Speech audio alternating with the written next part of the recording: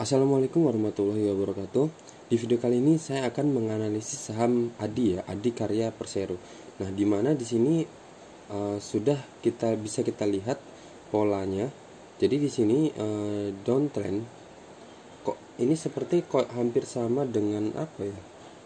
Kemarin saya ada analisis 4 saham ya. Jadi ini hampir sama aja polanya ya. Namanya semua saham pasti polanya sama ya.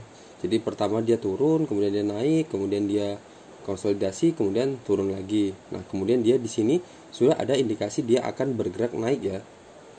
Nah, di sini saya hubungkan di sini resistennya di sini resisten, di sini resisten. Kemudian di sini resistennya di breakout.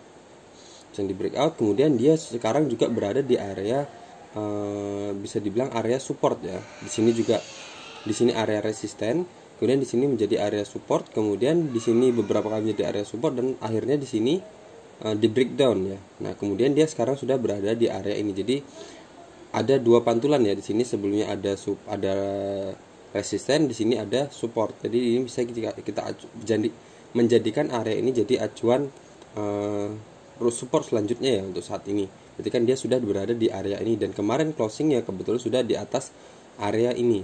Nah, misal hari ini kita mau masuk ya, kita masuk di harga penutupan kemarin di 910, cut loss kita 1 tick di bawah ini sekitar 3,85% dan kemungkinan take profit kita bisa dapat sekitar 10,99% di harga 10.010 rupiah ya, atau di atas atau tengah-tengahnya di 1015 atau di maksimal mentoknya 1020 ya, karena di sini ada area support yang lama sebelumnya. Di sini ada support, di sini juga support, dan kemudian supportnya di breakdown. Oke. Jadi take profit terdekat kita ada di area ini ya, di 1010 sampai 1020 untuk ADI. Ya. Di sini juga kalau bisa kita lihat kenapa dia turun, karena di sini terbentuk ini ya double top ya.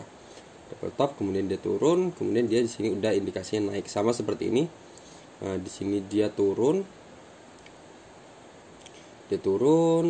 terus kemudian di sini dia sudah breakout dari area ini, dari area resisten ini, dan kemudian dia breakout dari area resisten ini. Ini bisa kita lihat di sini.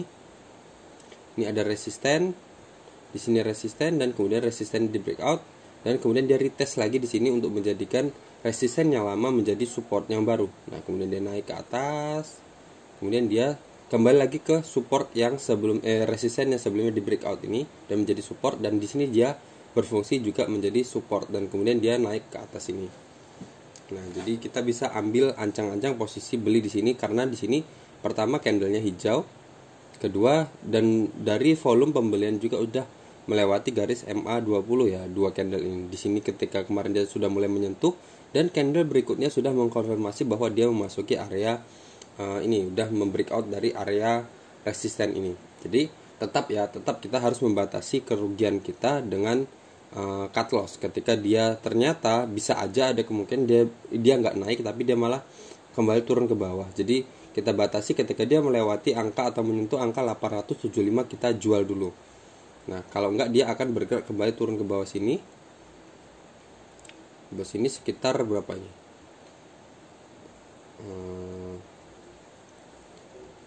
Kembali turun ke bawah sini sekitar 12% ya.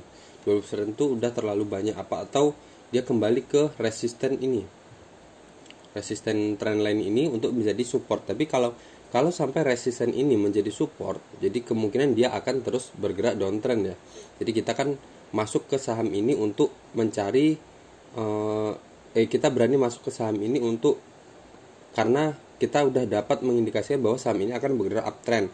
Jadi kalau dia bergerak downtrend ya kenapa kita ambil lagi? Jadi kalau dia turun, misal di sini dia naik, ternyata dia malah turun ke sini misal, terus retest di sini, terus kembali ke sini, seperti ini gerakannya, ya sama aja dia masih di fase downtrendnya. Nah, seperti ini. Jadi resisten yang trendline resisten yang di breakout itu kemudian berubah menjadi support trendline ya. Nah, jadi tapi gerakannya tetap sama, tetap downtrend. Jadi kita masuk ketika saham itu sudah mengkonfirmasi bahwa dia sudah bergerak uptrend. Jadi sama seperti ini, dia sudah breakout, kemudian dia naik, terus naik ke atas. Jadi enggak menjadikan resisten trendline yang sebelumnya ini menjadi support. Jadi kita supportnya kalau bisa semakin tinggi. Oke, jadi seperti itu. Jadi kalau dia breakout, kalau dia breakdown dari area ini, ya udah kita cut loss dulu aja. Di 875 ya. Jadi kalau dia menyentuh angka 875, kita keluar aja dulu. Oke. Kalau nunggu sampai di sini kan udah kejauhan ya. Nah, di sini juga kalau dari MA-nya udah hampir terjadi dead cross ya, dimana garis MA 50 sudah mulai memotong MA 200. Tapi ini nggak menutup kemungkinan kalau dia candle ini berhasil naik terus sampai ke sini, kemungkinan garis MA 50 juga akan kembali naik ke atas dan nggak terjadi yang namanya breakdown, nggak akan jadi namanya dead cross, malah terjadi gold, malah balik lagi ya, tetap garis MA 50 tetap berada di atas garis MA 200. Kalau indikasi divergennya nggak ada ya, ada. Oke, jadi itu aja untuk analisis saham ADI ini. Jadi kita nanti bisa masuk di harga closing kemarin, dan kita membatasi kerugian kita dengan cut loss ketika dia ternyata bergerak turun menembus angka 875 ya. Jangan sampai ada kata nyangkut lagi. Saya kata nyangkut itu hanya untuk orang-orang yang nggak mau cut loss. Oke, sekian aja dari saya. Assalamualaikum warahmatullahi wabarakatuh.